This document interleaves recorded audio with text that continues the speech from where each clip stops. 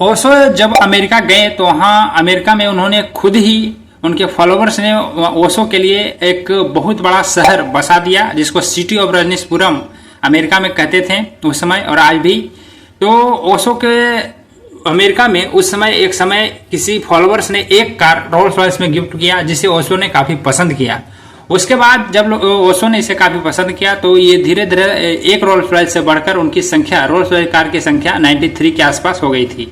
और ये लोग जब वे अमेरिका में थे तभी उनके फॉलोअर्स में गिफ्ट किया करते थे और वे चाहते थे कि ये 365 हो जाए, क्योंकि उनके फॉलोअर्स ये चाहते थे कि ओशो को एक दिन में एक कार यूज करना पड़े ताकि साल में भी 365 दिन के लिए 365 अलग अलग कारें यूज करें। ये कौन देते थे उनको कार? तो उनके जो फॉलोअर्स थे, अनुयायी थे, डिसिपल्स थे, वो उनको अमेरिका में गिफ्ट किया करते थे।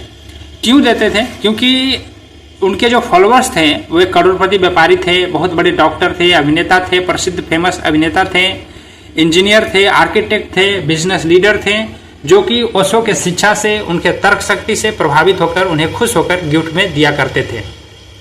अब है कि ओशो इस गिफ्ट को साधु संत होते हुए भी क्यों लेते थे? तो उनका यह मानना था और कहना था इस बात पर कि ये लोगों का प्यार है और सम्मान है, तो इस प्यार और सम्मान को वो ठुकराना नहीं चाहते थे।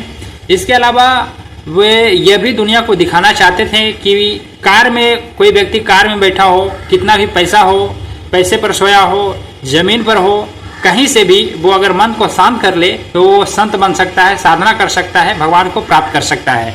उनके लिए कार, पैसा, जमीन कोई मायने नहीं रखता, कोई भी बीच में अड़चन नहीं पैदा कर सकता। तो इस कारण भी ओशो कार को एज ए गिफ्ट एक्सेप्ट कर लेते थे।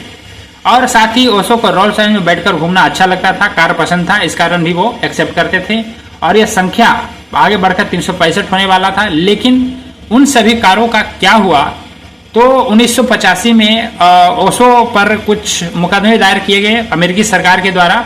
तो उस समय अमेरिकी सरकार ने उनके कुछ रोल्स रॉयस जब्त कर लिया, जबकि कुछ जो कार है रोल्स रॉयस उनके फॉलोअर्स ने जो दिया था, चूंकि जितने भी कारें थे वो ओशो के नाम पर कोई भी रजिस्टर्ड नहीं था, उनके जो फॉलोअर्स थे वो खुद ही खरीद के देते थे।